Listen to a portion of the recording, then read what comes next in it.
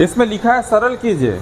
यहाँ पर आप जो अपरिमेय संख्या है, ये देखो, ये वर्गमूल की जो संख्या रहती है ना, ये अपरिमेय संख्या रहती है। इस अपरिमेय संख्याओं का आप जोड़ना, घटाना, गुणा करना, ये सब आप इस वाले प्रश्नवली में सीखेंगे। पहला वाला प्रश्न में सरल कीजिए लिखा है और इसमें लिखा है कि 7 वर्गमूल 3 धन 11 वर्गमूल 3, तो इसको जोड़ना है आपको। ठीक है, तो जोड़ने के लिए सबसे आसान तरीका ये है, याद रखना इस बात को, आगे जोड़ते समय काम आएगा। समान वर्गमूल के अंदर जो भी अंक दिख रहा है, तो समान अंक वाले पद को एक साथ जोड़ना या घटाना है। इस बात को अच्छे से समझ लेना। समान संख्या वाले पद को जो वर्गमूल के अंदर दिख रहा है, जैसे यहाँ पे कितना लिखा है, वर्गमूल 3, यहाँ भी क्या है, वर्गमूल 3, तो वर्गमूल 3 वाला ये पद है और ये भी वर्गमूल 3 वाला एक पद है। तो समान वर्गमूल वाले पदों को एक साथ जोड़ा या घटाया जाता है। अगर इसी के साथ कहीं पे और प्लस या माइनस में वर्गमूल मान लो 4 रहता या वर्गमूल 5 रहता, तो आपको उसको अलग से रखना है। आपको केवल समान वर्गमूल वाले पदों को जोड़ना या घटाना है। ठीक है, और इसको जोड़ना घटाना बहुत आसान है, वो आपको देख के समझ आ रहा होगा। लेकिन ये जुड़ता ऐसे है कि इसमें जो कॉमन पद दिख रहे हैं, जो समान पद दिख रहा है, इन दोनों में कॉमन कौन सा है, वर्गमूल 3। ठीक है, तो वर्गमूल 3 को अगर मैं यहाँ से उभयनिष्ठ निकाल लूँगा, यहाँ से भी वर्गमूल 3 को उभयनिष्ठ निकाल लिया हूँ और यहाँ से भी, तो यहाँ क्या बच गया, केवल 7, और यहाँ क्या बच गया है, 11। अब ये जो संख्या है 7 और 11 आपस में जुड़ेगा तो ये कितना बन जाएगा, 18 वर्गमूल 3। ये आंसर है, बस इतना। ठीक है, इसके बाद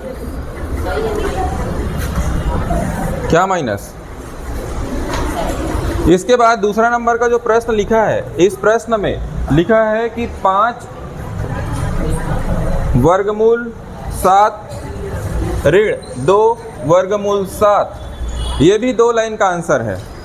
घट रहा है 5 वर्गमूल 7 में 2 वर्गमूल 7, कितना आएगा, कितना मिलेगा, 3 वर्गमूल 7।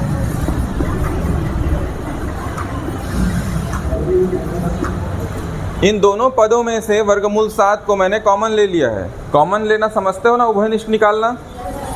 क्योंकि देखो, इसी वर्गमूल 3 को अगर कोष्टक के अंदर गुणा करोगे ना, तो वापिस आपको यही मिलना चाहिए, तो ऐसे उभयनिष्ठ निकालना होता है। तो इनमें से दोनों में से वर्गमूल 7 को मैंने कॉमन ले लिया है, तो यहाँ पर अब जो घटेगा वो 5 में से 2 घटने पर 3 आएगा, 3 वर्गमूल 7, ये इसका आंसर है। ये बेसिक है सबसे, तो ये आपको सबसे पहले सीखना है, नोट डाउन करो।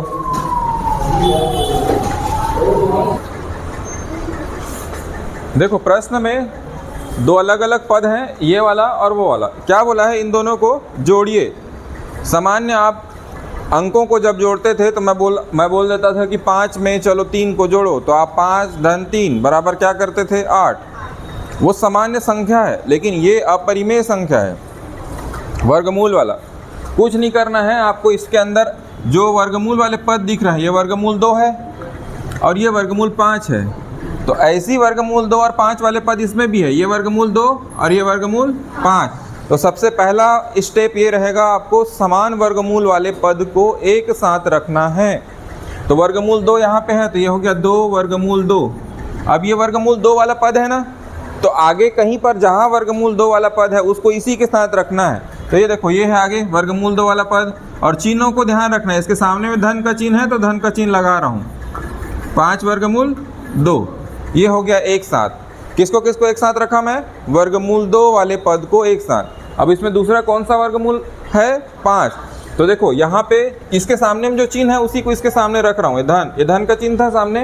ये कितना है, 3 वर्गमूल 5, और वर्गमूल 5 वाला कौन सा है, ये कितना है, लेकिन चिन्ह कौन सा है, माइनस, तो इसके सामने में माइनस का चिन्ह रखेंगे, -2 वर्गमूल 5। अब आपको जोड़ना है। ठीक है, अब दोनों समान हैं, वर्गमूल 2 वाले पद के साथ वर्गमूल 2 वाले पद को जोड़ना है। तो ये डायरेक्ट पहले समझा दिया कि ये कैसे होता है, अब डायरेक्ट लिखूंगा मैं। ये 5 और 2 जुड़कर कितना हो गया, 7 और साथ में क्या रहेगा, वर्गमूल 2। तो 2 वर्गमूल 2 और 5 वर्गमूल 2 को जोड़ने पर आएगा 7 वर्गमूल 2। चिन्हों को ध्यान देना है। इसके बाद कौन सा चिन्ह है, धन का। अब देखो ये एक धनात्मक संख्या है और ये एक ऋणात्मक संख्या है। ये 3 वर्गमूल 5 है और ये 2 वर्गमूल 5 है। तो ये परिणामी रूप से जुड़ेगा कि घटेगा, घटेगा। ठीक है, एक संख्या धनात्मक और एक संख्या ऋणात्मक। तो ये यहाँ पे 3 है और ये 2 है, तो 3 में से 2 घट जाएगा, कितना बचेगा, 1। तो ये हो जाएगा, आपकी जानकारी के लिए लिख देता हूँ, ये हो गया 1 वर्गमूल 5। या इस 1 को नहीं भी लिखोगे तो एक गुणांक के रूप में हमेशा 1 दिखता है। तो इसका आंसर है 7 वर्गमूल 2 धन वर्गमूल 5। ये 1 को नहीं लिखोगे तो भी कोई दिक्कत नहीं है, ये इसका आंसर है। अभी रुक जाओ, अब इधर देखो दूसरा प्रश्न। इसी के बाद जो एक प्रश्न दिया है उसमें क्या बोला है, शब्दों को ध्यान देना है। अगर मैं आपको यहाँ पे बोलूँगा, देखो ये लिख दिया 5 और ये लिख दिया 8, ठीक है, तो 2 अंक लिखा हूँ। इधर ध्यान दो सब। मैं बोला 8 में से 5 को घटाइए। क्या बोला, 8 में से 5 को घटाइए तो कितना आएगा, 3। अब मैं बोला 5 में से 8 को घटाइए तो कितना आएगा, ऋण 3। तो अंतर समझ आया, किसको किस में घटाना है। अगर बड़ी संख्या में से छोटी संख्या घटेगी तो आपका उत्तर धनात्मक आएगा, लेकिन अगर छोटी संख्या में से बड़ी संख्या घट रही है तो उत्तर क्या हो जाएगा, ऋणात्मक। तो शब्दों को ध्यान देना है, किसको किस में से घटाना है। इस प्रश्न को जब आप पढ़ोगे तो इसमें लिखा है कि 3 वर्गमूल 5 धन 5 वर्गमूल 7 को 8 वर्गमूल 7 ऋण 5 वर्गमूल 5 से घटाओ। मतलब उसको पढ़ोगे तो ये समझ आएगा, इसमें से किसको, इसको क्या करना है, घटाना है। तो पहले इस पद को लिखेंगे, ठीक है। अरे मैं बोलता ना यहाँ पे कि 8 में से 5 को घटाओ, तो आप करते क्या हो, कैसे लिखते हो, 8 में से 5 को घटाओ तो 8 ऋण 5 लिखते हो ना। तो वैसे ही इस प्रश्न में बोला है इसमें से इसको घटाओ, ये नहीं बोला है कि इसमें से इसको घटाओ, नहीं बोला है, ठीक है। वही ना, यहाँ पे 5 में से 8 को घटाओ बोलता तो 5 ऋण 8 लिखते। अभी मैं बोला 8 में से 5 को घटाओ तो 8 ऋण 5।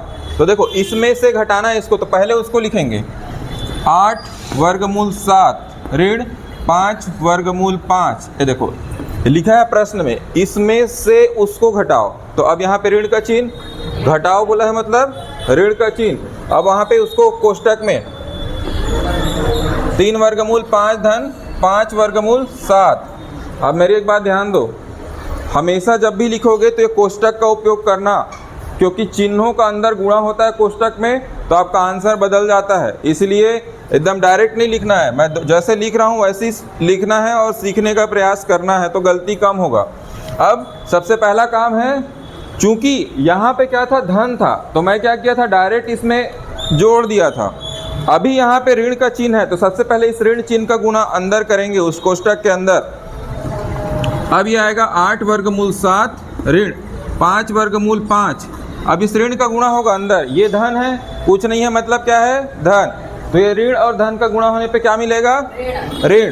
तो ये हो जाएगा ऋण 3 वर्गमूल 5। इसके बाद आगे यहाँ ऋण है और ये धन है, तो धन ऋण का गुणा ऋण, तो ये हो जाएगा ऋण 5 वर्गमूल 7। अब आगे अगले वाले स्टेप में आपको समान वर्गमूल वाले पद को एक साथ रखना है। इसमें देखो एक वर्गमूल 7 वाला पद है और एक वर्गमूल 5 वाला पद है, तो वर्गमूल 7 वाले पद को वर्गमूल 7 वाले पद के साथ एक साथ रखना है। तो देखो 8 वर्गमूल 7 लिखा है यहाँ पे, तो ये हो गया 8 वर्गमूल 7। इसके साथ ये जो वर्गमूल 7 वाला पद है इसी को उसके साथ रखेंगे। तो यहाँ पे ऋण चिन्ह है, तो ऋण चिन्ह यहाँ पे साथ में आएगा, 5 वर्गमूल 7, ये पहला कोष्टक। अब दूसरे कोष्टक में इस वाले पद को लिखना है, इधर देखो इस वाले पदों को लिखना है। तो ये हो जाएगा क्या, ऋण 5 वर्गमूल 5 और ऋण 3 वर्गमूल 5। बीच में कुछ नहीं है तो धन का चिन्ह, क्योंकि आगे धन का चिन्ह का गुणा भी करोगे तो आपका आंसर सेम रहेगा। चलो 8 में से 5 घटाओ, कितना आया, कितना आएगा? तो ये हो जाएगा 3 वर्गमूल 7। और ये यहाँ बताओ कितना आएगा?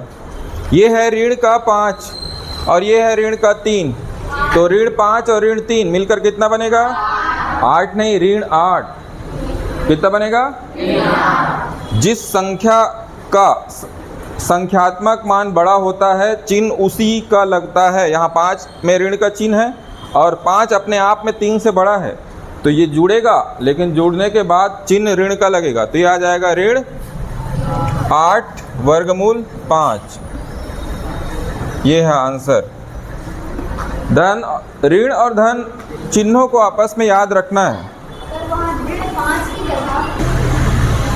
इसके बाद अब सबका ध्यान इधर।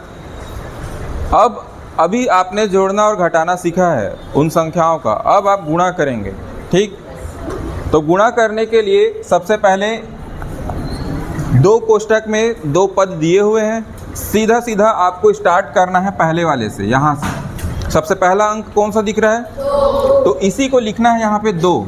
उसके बाद इधर ध्यान दो, इस 2 को लिखने के बाद इस 2 का गुणा, चूंकि ये पूरे कोष्ठक में है, उसी प्रकार ये वर्गमूल 3 का गुणा इस पूरे कोष्ठक में है, तो सबसे पहले इस 2 को लिखना है, उसके बाद इस कोष्ठक को 2 ऋण वर्गमूल 3। ठीक, किसका नाम है? आप थोड़ी देर बाद मिलना बाहर। देखो ये हो गया 2, इसके साथ इस कोष्ठक को लिखना है 2 ऋण वर्गमूल 3। इस क्लास में नहीं है, 9th है ये। उधर देखो ये 2 हो गया, उसके बाद ये वाले कोष्ठक को लिख दिया पूरा 2 के साथ 2 ऋण वर्गमूल 3। अब देखो इस 2 के बाद अगला आपको क्या दिख रहा है? वर्गमूल 3। चिन्ह को भी ध्यान में रखना, इसके आगे कौन सा चिन्ह है? तो आपको यहाँ पे धन का चिन्ह रखना है और इस वर्गमूल 3 को रखना है। उसके बाद ये पूरे कोष्ठक को 2 ऋण वर्गमूल 3। अगर कोष्ठक में संख्याएं हैं तो इसका मतलब है, अब बीच में कुछ चिन्ह नहीं है, मतलब ये कौन सा चिन्ह है? धन नहीं, यहाँ पर गुणा लिखा है, मतलब ये गुणा का चिन्ह है, लिखा है आगे, देखो उसमें, सरल कीजिए। और ये है ऐसा गुणा। अरे वो धन का चिन्ह मैं इसलिए बताया था, जैसे मैं ऐसे लिख दिया 5 कहीं पर कोई संख्या को, और कुछ नहीं है कहने का मतलब वो धनात्मक संख्या है, लेकिन यहाँ पे पर्टिकुलर गुणा करने को कहा जा रहा है आपसे। जब भी कोष्ठक में 2 संख्याओं को लिखा जाए और उनके बीच कोई चिन्ह ना हो, तब वो गुणा करना होता है वहाँ पे। ठीक है, ये देखो इसमें तो लिखा था ना, इसमें से इसको घटाइए करके स्पष्ट रूप से। जोड़ना घटाना कहा जाएगा तो लिख के रहेगा, प्रश्न में लिखा रहेगा। ये पहली वाली संख्या का गुणा पूरे उस कोष्ठक में, फिर उसके बाद ये दूसरी वाली संख्या का गुणा पूरे उस कोष्ठक में। ठीक है, अब गुणा करते हैं। देखो 2 का गुणा 2 से होगा, कितना आएगा? 4। अब इसके बाद आगे इस 2 का गुणा वर्गमूल 3 में होगा, तो कितना आएगा? गलत, ये आएगा ऋण, क्योंकि यहाँ पे ऋण का चिन्ह है, और ये हो जाएगा 2 वर्गमूल 3। वर्गमूल वाली संख्या का गुणा केवल वर्गमूल वाली संख्या से होता है। वर्गमूल वाली संख्या केवल वर्गमूल वाली संख्या के साथ जुड़ती या घटती है। इसके सामने में, वर्गमूल के सामने में अगर कोई अंक रहता ना, जैसे मान लो 2 रहता, ये कितना रहता? मान लो 2 वर्गमूल 3, तब मैं गुणा करो बोलता, तो इस 2 का गुणा इस सामने में अगर 2 रहता उससे होता, तो ये 2 दूनी 4 वर्गमूल 3 आता। ये 2 का गुणा वर्गमूल के अंदर नहीं होगा, अभी आगे दिखेगा वर्गमूल वाले का गुणा करूंगा तो। देखो अब आगे कौन सा चिन्ह है? धन का, ये धन का चिन्ह लगा दिया। अब बोलो ये 2 का गुणा इस वर्गमूल 3 के साथ होगा तो कितना आएगा? 2 वर्गमूल 3। इस 2 को वर्गमूल 3 के सामने में रखना है और वर्गमूल 3 को एज इट इज लिखना है, तो ये आएगा 2 वर्गमूल 3। अब ये धन का चिन्ह है और ये ऋण का चिन्ह है, तो धन और ऋण का गुणा होने पर क्या मिलता है? ऋण, तो इसीलिए यहाँ पे ऋण का चिन्ह लिखूंगा। अब ये है वर्गमूल 3 और ये वर्गमूल 3, इसका गुणा कितना होगा? गलत, गलत। अब यहाँ पे बहुत अच्छा चीज़ सीखने को मिलेगा, तो सीख लो अभी, फिर बाद में गलती नहीं करना। 2 बार वर्गमूल 3 का गुणा कर रहे हैं। देखो वर्गमूल 3 गुणा वर्गमूल 3, इसको अगर नियमतः समझना चाहोगे तो देखो इस 3 ये वर्गमूल को घात में कितना लिखते हैं, 1/2, और यहाँ पर अगर वर्गमूल 3 है तो इस 3 को घात में कितना लिखेंगे, 1/2। वर्गमूल को घात में 1/2 लिखा जाता है, या घनमूल अगर रहता तो उसको घात में 1/3 लिखते हैं। अब घातांक का नियम लगेगा, आधार समान है और गुणा कर रहे हैं तो घातें क्या हो जाती है, जुड़ जाती है।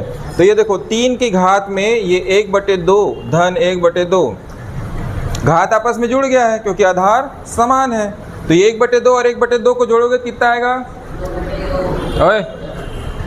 1/2 मतलब आधा, कितना है, आधा, और आधा को जोड़ने पर कितना मिलता है, 1। वैसे भी अगर लघुत्तम निकालोगे इसका तो 2 और 2 का लघुत्तम कितना, 2 और 2 का एलसीएम कितना, अरे 2 होता है, एलसीएम भूल गए हो, 2 और 2 का एलसीएम 2। उसके बाद हर को इससे भाग देते हैं और भागफल आता है उसको ऊपर अंश में गुणा करते हैं, यही एलसीएम में तरीका होता है।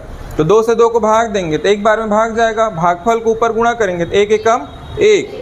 वैसे ही इसमें 2 से भाग देंगे 2 को, एक बार में जाएगा, 2 एकम 2, तो भागफल 1 आया, 1 को ऊपर अंश में गुणा करेंगे तो 1 एकम 1। तो ये कितना आया, 1 धन 1 बराबर 2। इसका मतलब क्या हुआ कि ये भी 2 है और नीचे भी 2 है, तो 2 और 2 आपस में कट जाएगा, कितना मिलेगा, 1। ऊपर में भी 2 और नीचे में भी 2, तो 2 और 2 आपस में कट कर कितना बचेगा, 1। तो 3 की घात 1 अर्थात ये 3 है। किसी संख्या की घात में 1 मतलब कितना, 3। तो अब हमेशा याद रखना कि जब भी आपको कहीं पे वर्गमूल वाली संख्या का गुणा मिले, जैसे देखो एक उदाहरण ऊपर और लिख रहा हूँ, वर्गमूल 5 गुणा वर्गमूल 5। ध्यान में ये रखना कि इस वर्गमूल के अंदर में अगर अंक समान है दोनों जगह, इसमें भी कितना है 5 और उधर भी कितना है 5, तो 2 बार समान वर्गमूल वाले संख्या को गुणा करने पर आपके पास वही जो संख्या अंदर में है वो एक बार मिलता है। इसका मतलब वर्गमूल 5 का गुणा वर्गमूल 5 से करोगे तो कितना मिलेगा, 5। इसी तरीके से यहाँ पे वर्गमूल 3 का गुणा वर्गमूल 3 से करते हैं तो कितना मिलता है, 3। एक बार समझाया हूँ ना इसको, ये पूरा डिटेल है आपका आखिर ऐसा क्यों होता है। इसके बाद दोबारा आप इतना चीज़ नहीं करोगे, डायरेक्ट करना है। अगर वर्गमूल के अंदर में समान अंक दिखा और उसका आपस में गुणा है तो वही जो अंदर में जो अंक दिख रहा है उसको एक बार लिखना होता है। वर्गमूल 3 का गुणा वर्गमूल 3 से कितना आ गया, 3। अब समान पद को आपस में जोड़ना या घटाना होता है। ये देखो ये वर्गमूल वाला पद है और ये वर्गमूल वाला पद है, तो वर्गमूल वाला पद हमेशा वर्गमूल वाले पद के साथ जुड़ता या घटता है, और सामान्य अंक जो आप पढ़ते आए हो अभी तक वो आपस में जुड़ेगा या घटेगा। ऋण का 2 वर्गमूल 3 और धन का 2 वर्गमूल 3 आपस में 0 बराबर है दोनों अंक, तो आपस में घटने के बाद कितना हो जाएगा, 0। जब आपसे मैं 2 में 2 घटाओ बोलता हूँ तो कितना बोलते हो, 0। उसी प्रकार वो है। अब ये है 4 और ये ऋण का 3, तो 4 में से 3 घटेगा तो कितना आएगा, तो इसका आंसर है 1। चलो नोट डाउन करो। देखो ये जो संख्या है आपस में गुणा करोगे तो सबसे पहले हमको कोष्टक ओपन करना है। तो सबसे पहले ये वर्गमूल 2 का गुणा पूरे कोष्टक के अंदर, वर्गमूल 3 धन वर्गमूल 8। इसके बाद ये अगला वर्गमूल 3 का गुणा होगा पूरे कोष्टक में, वर्गमूल 3 धन वर्गमूल 8। पहले कोष्टक खोल दिए, इसके बाद अब गुणा करते जाओ। वर्गमूल 2 का गुणा वर्गमूल 3, तो ये हो जाएगा वर्गमूल के अंदर कितना, 6। ये 2 और 3 का वर्गमूल के अंदर गुणा होने पर कितना मिलेगा, वर्गमूल 6। वर्गमूल 2 गुणा वर्गमूल 8 तो कितना मिलेगा, वर्गमूल 16 धन। अब यहाँ पे वर्गमूल 3 गुणा वर्गमूल 3 कितना होगा, 3। याद आया, 2 समान संख्या अगर वर्गमूल में है तो ऐसा आता है। वर्गमूल 3 गुणा वर्गमूल 8 कितना होगा, वर्गमूल के अंदर में 24। अब समान वर्गमूल वाले को जोड़ या घटा सकते हो, ठीक है। वर्गमूल के अंदर में अगर समान संख्या है तभी वो जुड़ेगा या घटेगा, तो समान बनाने का प्रयास कर लेते हैं। उसमें क्या है, देखो ये देखो आपको पता है ना, वर्गमूल के अंदर से वही संख्या बाहर निकल पाता है जिसका 2 का जोड़ा बनता है। वर्गमूल निकाले होगे तो पढ़े होगे इस चीज़ को। तो ये 2 है, तो 2 वर्गमूल 6, तो वर्गमूल 6 को क्या लिख सकता हूँ? 3 गुणित 2। तो इसमें से बाहर आएगा क्या कुछ? नहीं। तो चलो इसको वर्गमूल 6 रखते हैं। 16 को क्या लिख सकता हूँ? 4 गुणा 4, या इसी को 2 के रूप में लिखना चाहेंगे तो 2 का कितना बार गुणा है? 4 बार। 2 दूनी 4 दूनी 8 दूनी 16। इसके बाद ये 3 अलग से, फिर 24 का गुणनखंड करके देखो। वो पहले गुणनखंड करते थे, वो वाला याद आ रहा है? कैसे करते थे गुणनखंड? जैसे 24 है, 24 तो सबसे पहले इसको छोटी संख्या से भाग देते जाते थे। 2 से भाग देंगे तो 12 बार में, फिर 2 से भाग देंगे 6 बार, फिर 2 से भाग देंगे। अब इसी को आपस में गुणा करके लिखते थे, ऐसा याद आया? 2 गुणा 2 गुणा 2 गुणा 3, ये है 24 का गुणनखंड। तो 24 को मैं लिख सकता हूँ वर्गमूल के अंदर 2 गुणा 2 गुणा 2 गुणा 3। अब जोड़ा बनाते हैं। ये एक जोड़ा 2 का, ये एक जोड़ा, इधर 2 का एक जोड़ा, और कोई समान अंक नहीं है जिसका कोई भी एक बार जोड़ा बन जाए। तो ये है वर्गमूल 6। इसमें से 2 और 2 एक एक बार बाहर आ जाएगा क्योंकि वो जोड़ा में है, ठीक है। तो कुल मिला के 2 बार बाहर आएगा तो 2 दूनी 4, तो ये है 4 धन, ये है 3 यहाँ पर, और ये वर्गमूल से क्या बाहर आएगा? केवल 2, तो ये हो जाएगा 2। और वर्गमूल के अंदर क्या है? 6। ये 2 बाहर निकल गया है, और 2 गुणा 3, ये कितना मिलेगा? 6। अब समान वर्गमूल वाली संख्या एक साथ जुड़ती है, तो ये वर्गमूल 6 है यहाँ पे, और ये कितना है? 6। इसके आगे में कुछ नहीं है, मतलब कितना है? 1। तो अब इसको जोड़ो वर्गमूल 6 के साथ, 2 वर्गमूल 6 को कितना आएगा? ये 1 और ये 2 आपस में जुड़कर 3, और उसके साथ क्या है? वर्गमूल 6। अरे ये ऐसे है, देखो, ये 1 धन यहाँ पे 2 और इसके साथ वर्गमूल 6। इन दोनों में से क्या कॉमन ले सकते हैं? इन दोनों में से वर्गमूल 6 को कॉमन ले लिया, तो यहाँ का 1 और यहाँ का 2 ये बचेगा ऐसे। तो जुड़ने के बाद वो कितना बनेगा? 3 वर्गमूल 6। और ये क्या है? ये 4 है और ये 3 है, तो 4 और 3 जुड़ के 7, तो ये हो जाएगा धन 7। तो ये देखो, ये है 3 वर्गमूल 6 धन 7, ये इसका आंसर है।